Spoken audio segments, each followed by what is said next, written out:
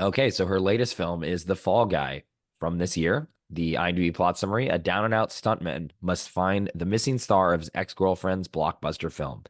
This movie's written and co-directed by David Leitch, starring Ryan Gosling and Emily Blunt and Aaron Taylor Johnson. So, do you want to start off on your take on this film? What did you think of The Fall Guy? Did you fall for it? Let's be I, blunt about it. Did you fall for it or not? oh, Got the puns coming fast and furious today.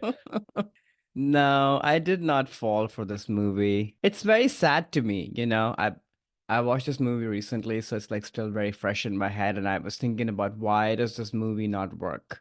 Because it has a lot of good ingredients, you know, charming stars, an interesting premise for the most part, you know, great stunts, all of that. And I think there are many layers to it, which is number one, making a summer blockbuster, which is supposed to be entertaining and fun, but also has some heart to it, is very difficult, I think.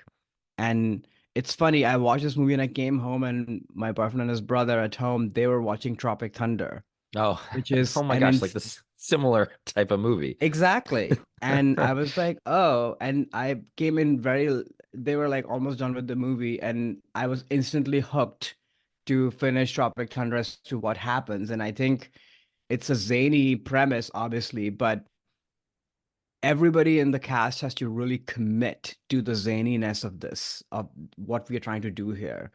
And I think the Fall Guy just has way too many elements, and none of them are really, really fleshed out. You know, there's romance that's not fleshed out, there's character development that's not really fleshed out. You don't know why you should care about these people other than their star power charisma, you know? And you can't really hang everything on that. Maybe you could 10, 20 years ago, I don't know, but not anymore. But even then, I mean, if you think about the blockbusters that we grew up with in the 90s, yes, they had a big star draw to them, but the movies were really fun. Like the jokes were amazing, the romance made sense. You even shed a tear at the end when, Hmm. you know, the guy and the girl got together or what have you. Here, because of low character development, a zany premise that doesn't really make sense, and then the jokes don't land. The stunts are very good, but I guess what I'm saying is that the movie doesn't know what it wants to be. And it takes a lot of finesse from a screenwriting and direction standpoint to make a four quadrant, you know, multi-genre movie that's a blockbuster. And I don't think David Leitch has that. It's very difficult to do, you know. Hmm. So now, was I bored? Not really. Did I have an okay time sitting there? Yeah, it was fine, you know.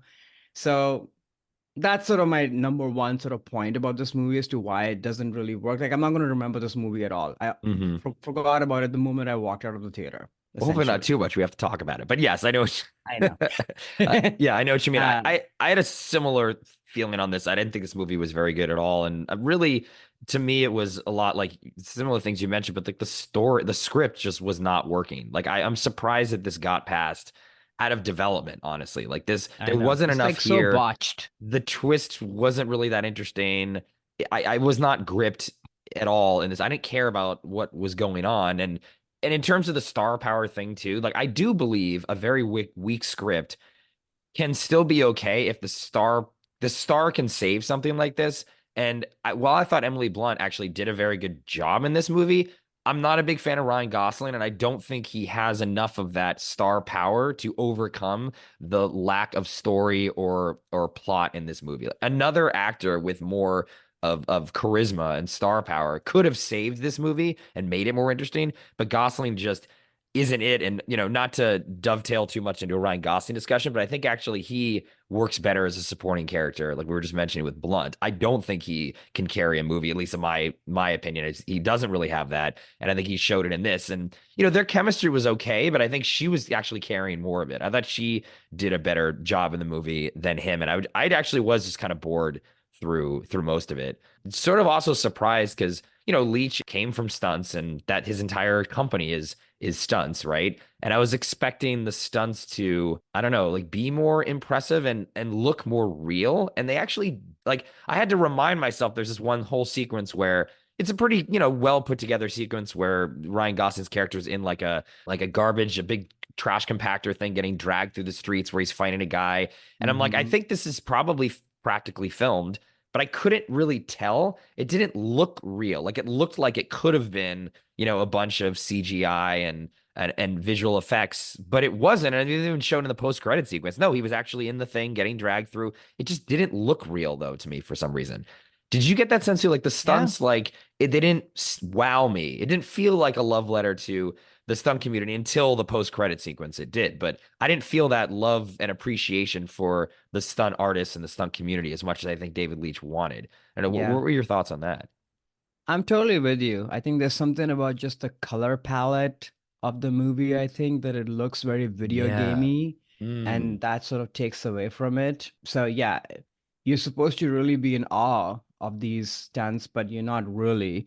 The Hmm. other thing also is that we've seen so much of this stuff, right, through movies over decades and decades now, Mission Impossible series, what have you, Hmm. that I think it's going to take a lot more also to wow us. Hmm. There's some of that too, but yeah, it's mostly just the way the whole thing is rendered. It just doesn't Yeah. look real, you know? And then on your Gosling point, this is going to be my number two thing. I couldn't agree more. I think this is what I was saying with the Tropic Thunder thing. Like, you need a star with a lot of charisma and almost sort of match and elevate the energy of the movie. Mm. Gosling, in my mind, has always been like a low energy actor, which is not a bad thing. No, it's Like different though. his sense of humor is sort of very self-aware, tongue-in-cheek. He's not a loud actor, and I think you Mm. need something louder. Kind of what Blunt was bringing, I think, to the movie. Like she's Hmm. very committed, and Yes. she always is. Like she shows up, she knows what kind of movie this ought to be, and she's doing that. The problem is she's barely in the movie. Mm. She's a Hmm. supporting part. And even her arc is weird. Like, how do you go from camera operator to a That director? was And weird. it's just a lot of things just don't make sense. But whatever there is, like, she's bringing it. From a chemistry standpoint, it's more of Ryan Gosling and Emily Blunt having fun and there's chemistry there. But Holt and Jodie, whatever their names are, they to me feel like almost siblings in the movie. Mm. You Hmm. know, there's not, and this is because of lack of character development in my mind. Yeah. You don't know who these people were. You see a few glances in the first 10 minutes, spoiler alert, before there's an accident, Hmm. but we don't know why these people care for each other at all. So then how are you supposed to buy anything that happens afterwards? Or you make a different movie that, oh, they don't really know each other. There's just like a little bit of a attraction, sexual tension, whatever in the beginning. But then when he comes back, that's when the romance really starts. Right. So again, story holes, because I'm fine with the twist not working. Just make it a great rom-com, Right. It can still be fun. or just make it a great action movie. Hmm. Like it's like a C minus across all of those items. And then when you add that up, it becomes the D, which is not great. Yeah, this definitely was again, I just put it lay it on the script. And then I guess then to the other elements, like you said, they couldn't elevate it. The stars weren't there. The direction definitely wasn't there. I mean, I think it really did remind me of two other movies. I mean, one of them you already mentioned, Tropic Thunder, which is also a Hmm. behind the scenes of making of a movie, sort of a bit of a more satirical and biting Yeah. on how Hollywood works. And this movie I was sort of trying to say some of those things, but not really. And then the other movie I thought just was thinking of when because I walked into this knowing okay this is going to be like a movie about stunts, so quote unquote like love letter to the stunt community, and that's where Leach comes from and everything. But I felt that Quentin Tarantino's Death Proof was much more to me like a love letter to stunts and featuring also a stunt per woman. Zoe Mhm. Bell was a stunt actress, but she was then cast as the one of the leads in that film, and that made it feel like okay, Quentin Tarantino appreciates stunt community. Here's a stunt woman who's usually never seen. Now she's actually acting and doing stunts, and the stunts in that movie are just like really awesome. Like her strapped to a car and the car traveling and these Never car seen that crashes, and movie. and it looks real, and you can feel that. Oh my god, like how is somebody doing this? In the same way that you feel, you mentioned the Mission Impossible films, some of those stunts that Tom does, you're like, whoa. Like you're impressed Mhm. at him doing that. I never felt that from this movie. I didn't No. get that like, oh my God, Ryan Gosling's doing this thing. This is amazing. Or they made some big deal in the press about a barrel roll that this car does at one point goes over like 26 times, which is the world record of barrel rolls. I just didn't feel it. It was not impressive in that sense, even though I know they were trying to do that. And again, the post-credit sequence showing the behind the scenes, I was like, wow, yeah, they spent a lot of time on this, and this is very interesting. But it just didn't come through in the camera as well as it did in, the Mission films or Death Proof. It failed at that, which I think was the number one thing they were trying to do, which is surprising because that's where Leach comes from. Yeah. That's what they were trying to do. But maybe he's just not a talented enough filmmaker to pull it off. Yeah, I mean, like I said, there's too many elements, and they all kind of get lost. Also, casting wise, this is not a generous thing to say, but I think 40-year-olds with filler faces and airbrushed, it just does not bode well, I think, to a movie like this. Like, you need the kind of energy they're going for in this movie. I think get Glenn Powell or somebody else, Mm, who's like energy up there. And also the way Gosling is styled, like he's too beautiful, beautifully styled in the movie, which once again sort of takes you away from, oh, is this like an actual stunt guy doing all this, mm. Like it would be a lot more interesting. Like, what was the movie? The Better Call Saul actor. What's his name? I Oh, forget. He didn't. Nobody?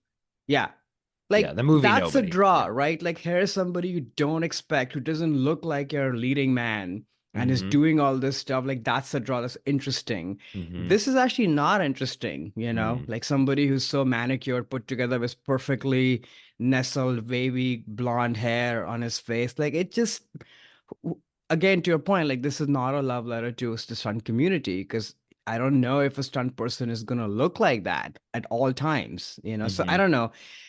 Either you make this really frothy and fun, but then you get different stars who match the energy, or you make it gritty, and then you also get somebody else. Right. Yeah, it's a bummer, I Y- think.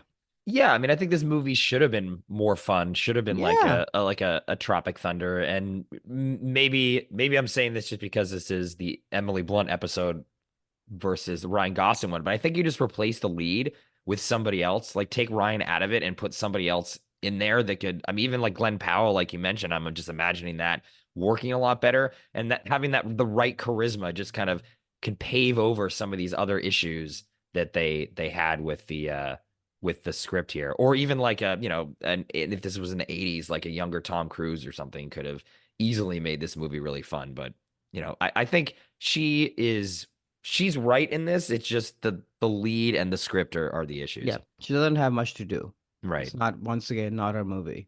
Yeah. Hi there, it's Alex. If you like the review and discussion Karan and I just had, make sure you subscribe to our channel, Movies That Shaped Us, to get full episodes. Every other Wednesday, Karan and I review a new release and then discuss 6 other movies made by that film's actor or director and how they shaped us. Subscribe right now or follow our podcast on Spotify or Apple Podcasts via the link in the description below. Hope you join us for the journey.